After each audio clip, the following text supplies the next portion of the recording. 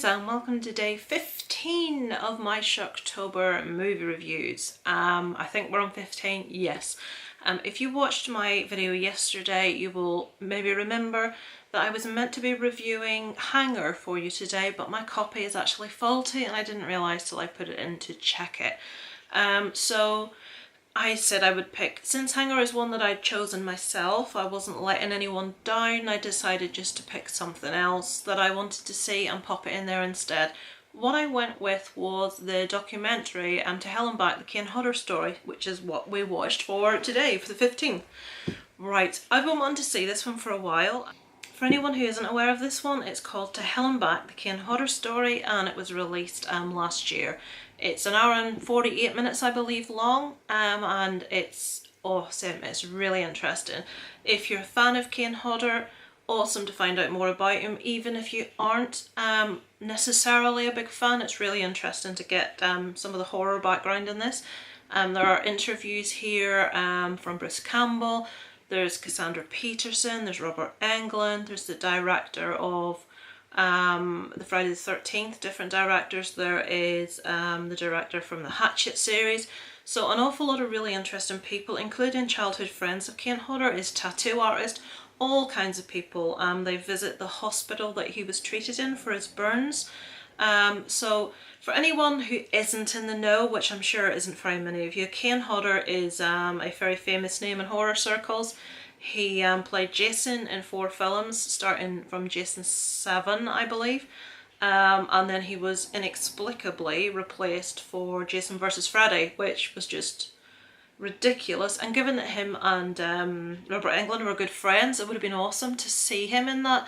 It is something that he did say in the documentary was something that hurt him a great deal, something that he felt very low about for a long time afterwards, but he's got past that now. Can even joke about it. He's been in movies that make jokes about it, poke fun at it, but yeah, that's who Kane Hodder is. He also played Victor Crowley in the Hatchet series.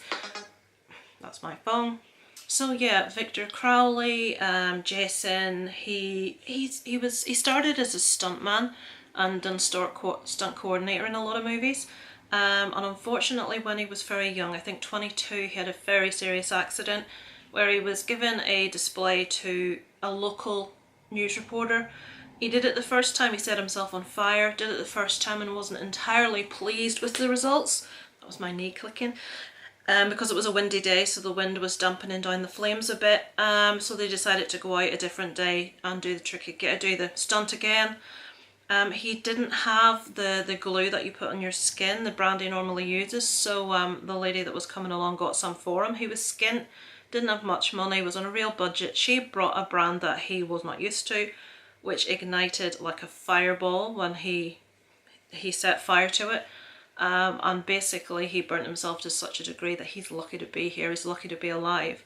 It went on to explain that he spent 4 months in a hospital being completely treated incorrectly for his burns, not being in a sterile environment, being put way back in his recuperation from what he should have been. Some of the details I won't go into, I don't want to spoil it for you, but it's really interesting to hear all about what happened and how it impacted him and how he felt, and just a really interesting story. It then moves on to the burns unit. He moved to a specific burns unit that just turned everything around for him, and he actually goes back to that hospital. And he goes back and chats to the main surgeon that he was under when he was there. So it was really, really interesting to see. Obviously it goes into all his career. All of the directors that spoke about him spoke about how he was like the consummate professional. He got stuck into everything with great gusto. He was very much into doing the most he could with effects. He was the one that, when he played Jason, he didn't want Jason to look like a mannequin, so he would make suggestions. And you perhaps remember from Jason 7 the very famous like where he breathes and his chest and shoulders come up when he breathes. He just wanted to add animation to Jason, even though Jason was to stand perfectly still in the scenes to stare at people. He wanted to add reality, realism, like the human factor to Jason, so he invented that. He brought that to the role.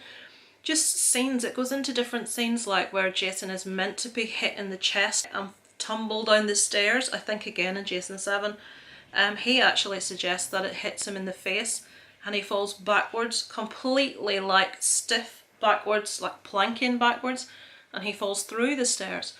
And the director was like, really? You would do that? You could do that? So he was always like pushing the bar. He was always trying to make things better, and a lot of directors that work with him just love him for that reason. He makes the best of the makeup, he makes the best of what he's given, he works with it, he improves it, and you got to see his personality, his sense of humour, which is he's such a funny guy. And it was really nice to hear different horror icons and his own personal friends talk about how he was. People don't know Kane Hodder was really badly bullied as a child. It makes you wonder what those people think now when they look at him. It follows his whole life and what made him want to do what he does, and there were so many movies that I actually didn't know he was in that I need to check out now. But yeah, it's an awesome documentary. It's one that's been on my radar for a while and I hadn't got around to watching it, so I thought what better opportunity than the Halloween series to sort of give you guys a feel of what it's like, because everyone knows who Kane Hodder is. I'm sure you're wondering, is it interesting? By hell, I was going to say something else. Yes, it is. Watch it. It's awesome. He also actually played the hand, the bit at the end of just before Freddy vs. Jason, where Freddy's hand comes out of the ground and grabs the mask and pulls it down. That's Kane Hodder's hand and arm in that scene.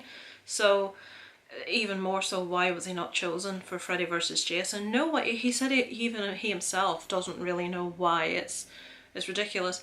But yeah. There's so much more I can say about that documentary, so many stories, so many interesting facts, but I don't want to ruin it all for you, so really check it out. It's well worth watching.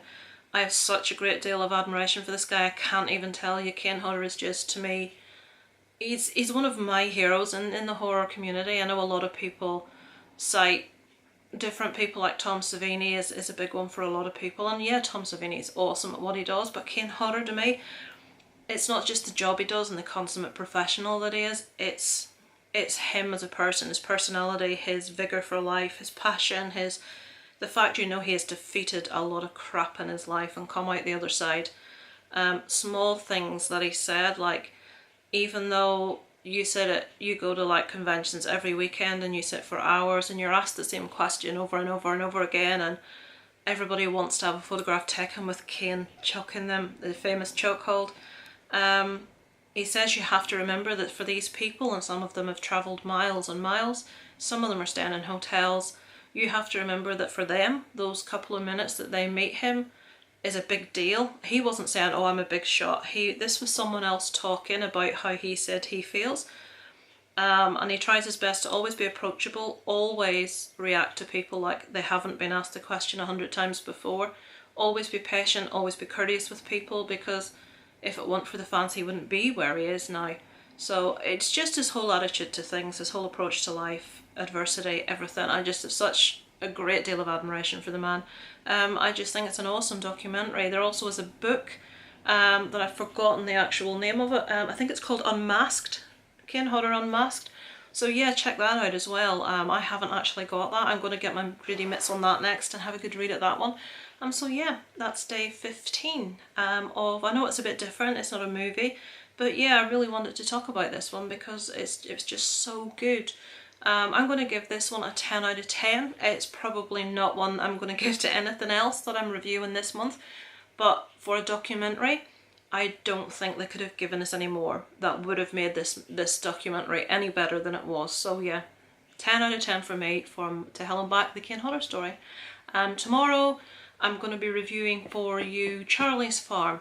Again, one that I inserted, one I've wanted to see for a while. It's from the director of the movie Boar. It's an Australian film, and this is one that I became aware of from the Horror Man's channel, Joe, who spoke about this one months and months and months ago, and it's been on my list ever since, and I'm finally getting round to watching it. So that's what it'll be tomorrow. As always, list of my buddies that are taking part in this 31 Days of Horror. Sadly, we have lost Rusting Willpower. She's not very well.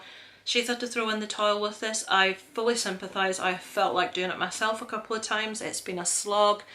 Jen's reviews from the graves are saying it's kicking their ass as well. It's hard to get videos done and up and out. I suppose that's why it's called a challenge. So yeah, check those guys out. It does take a lot of effort to get these up every day, so the support that you guys give is just much appreciated as always. So yeah, that's it for today, and I will speak to you tomorrow. Over and out from Lazy Loves.